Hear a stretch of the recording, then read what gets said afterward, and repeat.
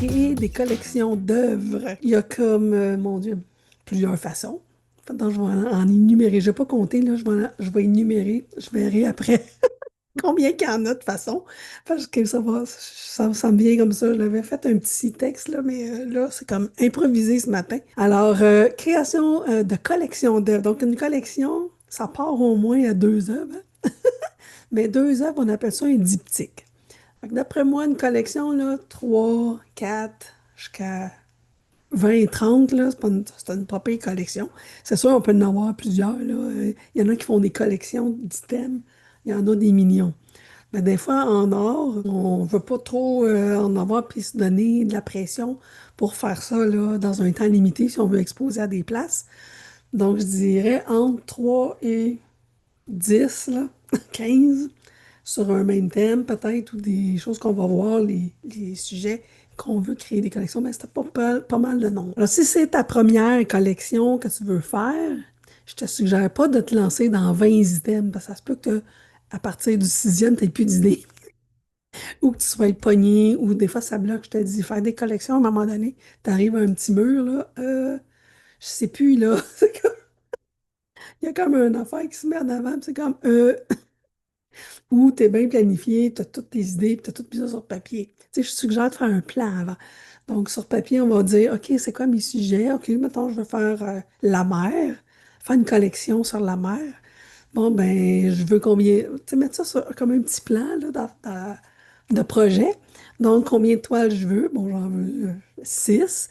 Euh, Ça va être quoi les sujets? Bon, ben, ça va être la mer des Caraïbes ou la mer du Nord ou la mer je sais pas, moi, la mer, partout. Ça va être. Attendez, je me mets la jambe, là. Ma chaise me coupe le sang des jambes. Alors, la mer, c'est plein de sujets. Tu vas-tu faire total abstrait, puis ça va être juste la couleur qui va dicter que c'est la mer? Ça peut être dans les tons de bleu, de beige, sable, tout ça. En coulage acrylique, ça va être avec des objets dedans, de la roche, du sable, tu sais. Fait qu'il faut penser à ça, il faut les écrire.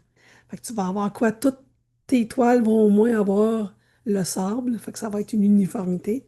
Ça va être tout dans les tons de bleuté, mais ça peut être différents bleus, turquoise, bleu marin, bleu indigo, bleu pâle, bleu presque noir, tu sais. Fait que ça serait une belle gamme, tu sais. Puis la touche qui différencierait chacun, ben ça, c'est à toi à créer comme un petit élément ou un élément qui va faire un rappel à chacun, tu sais, un pochoir ou quelque chose, mais qui est de ta touche personnelle. Fait que ça, c'est un exemple. Fait que ça peut être aussi un autre exemple, ça peut être, mettons, j'y vais, ah, je fais une collection d'animaux, ça me tente, là, ça me parle, là, puis je veux faire ça. Fait que comment que tu vas faire ça? Est-ce que tu vas faire un sujet, par exemple, là, je sais plein d'affaires, là, qui arrivent en même temps. Fait que je vais en faire un, on va t'y dire un par un. Fait que, mettons, pour la collection d'animaux, tu veux-tu faire des animaux spirituels, animaux totems, mettons? Fait que donc, chaque animal va avoir une signification, je sais pas moi, le renard, le lynx, le hibou, le corbeau, tu sais, là, l'appel de chacun, le chat, tu sais, qui était vénéré par les Égyptiens, nanana, la petite histoire de chacun. Si tu l'as déjà, bravo, hey, t'écris des histoires, puis après ça, tu vas peindre. Tu peux peindre, écrire des histoires après, mais tout est comme soutenu. Il faut que ce soit comme soutenu sur une base solide. Qu'on comprenne que la collection est là, elle se tient, est cohérente, puis qu'elle fait du sens. Après ça, dans tes animaux, est-ce que ça va être tous des animaux super colorés? Est-ce que ça va être tous des animaux dans les couleurs terre, neutres? Tu vas explorer ça parce que des fois, dans une collection, on explore quelque chose. On va essayer quelque chose aussi. Tu vas explorer des textures, tu vas explorer un type de pochoir, tu vas explorer ta touche signature dans chaque. Tu sais, là, des fois, on en profite pour faire un petit ouhou. Tu veux toutes les faire en résine époxy, tu veux toutes les faire en X, Y, Z, tu veux mettre, je sais pas moi, de la fourrure, tu sais, de la fausse fourrure, tu veux en coller sur chaque, je sais pas, c'est des idées, je te lance. Fait que là, tout le monde viendrait flatter tes animaux quand t'exposerais, ça c'est certain. Tu sais, je le vis avec la résine époxy, les gens veulent toucher, je te demande pas, là, à mes expositions, tout le monde vient toucher à la résine époxy parce que ça a l'air doux, puis ça, tu sais, c'est comme envoûtant. Fait que tu peux créer une collection animaux envoûtants ou animaux, je sais pas moi, duveteux ou plucheux. Je sais pas. C'est des idées, je te lance. Donc, ça, c'est un autre type de collection. Ou tu vas faire une collection d'animaux abstraits. Donc, on reconnaîtrait une forme, mais pas trop. Mais on le saurait que, mettons, c'est un lynx juste par le profil. Tu sais, ça peut être ça. Tout abstrait, mais on reconnaît une forme dedans, puis là, chacun est mis comme ça, ou la couleur dit, ou l'œil, ou tu sais, il y a quelque chose qui ressort qui fait que, ah oui, ça, c'est ça. Ça peut être ça. De ça, il y a des collections, donc on va explorer une texture. Ça peut être, la collection, c'est, je sais pas moi, ça pourrait s'appeler, mettons qu'on a des villes, tiens. Des villes texturées. Je vais aller en exposition avec ma nouvelle collection, la Cité texturée, mais tu vas avoir 10 villes différentes, mais plein de textures. Ça peut être des textures différentes. On va explorer, je sais pas moi, des villes avec du grillage pour imiter des édifices. Tu peux essayer des villes avec du carton, des surfaces cartonnées mais peintes. Ça va être une autre texture. Ça peut être des villes avec du moustiquaire, en tout cas, tout ça, avec de la modeling paste. Donc, c'est plein de choix différents qui s'offrent à toi. Mais ça serait vraiment collection texture. Ça peut être collection une couleur aussi. Ça peut être la collection bleue. Tu sais, on a des grands peintres qui ont eu des phases, phase bleue, phase rouge, phase ci, phase ça. Ben, il était dans un élément, dans une passe que ça lui tentait de peindre ça. Fait que ça peut être ça. La collection, ça peut être des petits formats.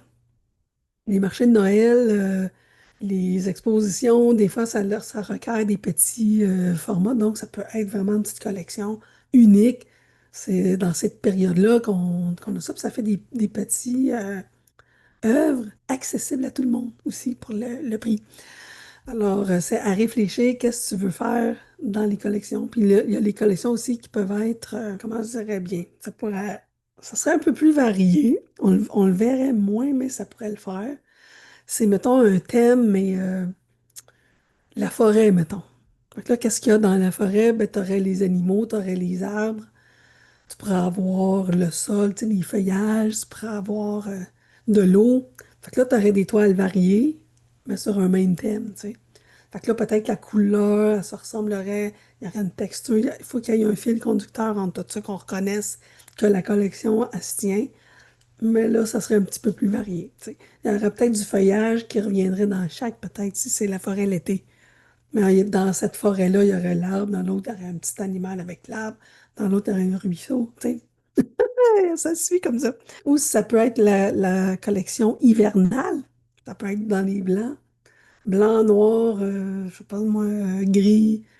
Puis là, en douceur, en silence, on veut explorer l'intériorité, un peu, et de la sérénité, mais le calme, tu sais, de la neige. Ça peut être un autre type de collection.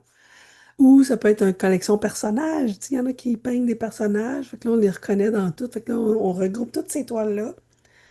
Fait que là, on a tous nos personnages, puis on dit, OK, ça fait-tu une collection de tout ça? Peut-être que vous ne voulez pas en peindre d'autres, là. Mais vous pouvez en trouver des collections dans vos œuvres, déjà, si vous voulez reclasser. Des fois, ils dorment dans un coin, on y touche plus, mais mis ensemble différemment. Des fois, on voit, ben écoute, non, j'avais pas vu ça, que toutes ces couleurs-là s'harmonisent bien ensemble. Puis ça crée ma collection. Tu sais, il y a comme quelque chose qui se tient dans. Quand je mets X, Y, Z toile, ça fait une unité que tout le monde se parle, puis peut-être des gens vont acheter deux toiles vu qu'ils sont semblables, puis ils veulent mettre ça dans un endroit, le même endroit par exemple, mais deux murs différents. Ça peut être ça. Fait que c'est ça, un peu les collections, puis il peut y avoir les collections aussi, je sais pas moi, la touche dorée, mettons. Fait que toutes les toiles auraient un élément qui les rappelle, je sais pas, la signature, un pochoir, quelque chose, mais de doré, mais qui vient vraiment sceller cet ensemble-là. Ça peut être ça. Fait que ça résume en gros les collections. Vous avez juste à aller voir également vos peintres qui vous inspirent. Et puis les grands peintres, les grands maîtres, les collections qu'ils ont. Fait que ça va vous inspirer à dire, OK, lui, il a ça se ressent comme vraiment un tout, là. C'est pareil, mais ça varie dans la couleur, mettons. Ou, parce que, mettons qu'on voit des œuvres super abstraites, fait que des fois, ça va être le même sujet, là, la même vapeur, mais elle est placée différente dans l'autre, elle est placée, puis les couleurs varient, les ombrages. mais c'est le même sujet, tu sais. Fait que vous pouvez même vous découvrir des intérêts ou des nouveautés en essayant ça. Puis il y en a d'autres qui font des collections. C'est presque leur collection, comment je dirais bien, c'est leur style est comme une collection parce qu'ils peignent dans le même style, mais on les reconnaît. Ça peut être ça, mais c'est comme permanent. Fait que toutes les toiles vont être toujours semblables, à moins qu'à un moment donné, il y a comme une coupure. Oups, là, ils ont changé de. Ils ont appris quelque chose ou ils ont vu quelque chose, puis là, oups, ça a changé un petit peu, ça a dévié. Fait que là, la collection arrêterait là.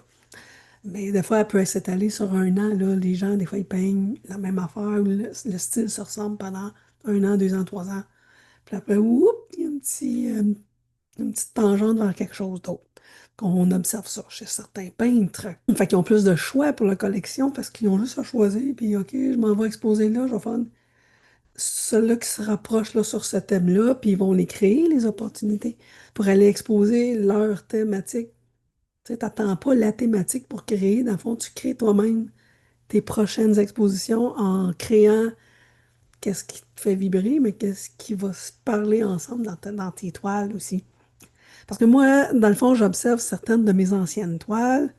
C'est un peu plus cohérent maintenant, mais anciennement, moi, je peignais qu'est-ce que je voulais, n'importe quoi.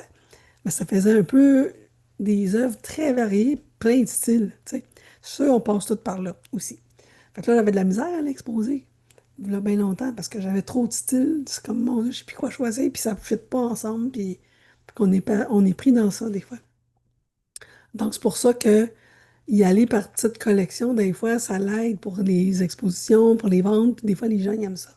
Avoir plusieurs œuvres de la même artiste, donc il faut que ça soit cohérent.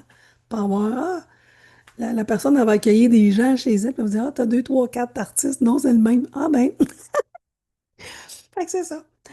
Donc, puis moi, qu'est-ce qui a fait aussi que j'ai des œuvres variées? Ben, c'est parce que j'enseigne aussi. Ben, j'enseigne plein de techniques.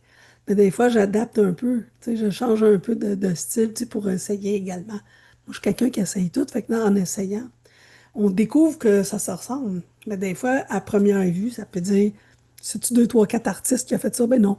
Quand tu regardes vraiment, la touche est là, puis on me reconnaît. Quand moi, je les mets ensemble, et toi là, ben oui.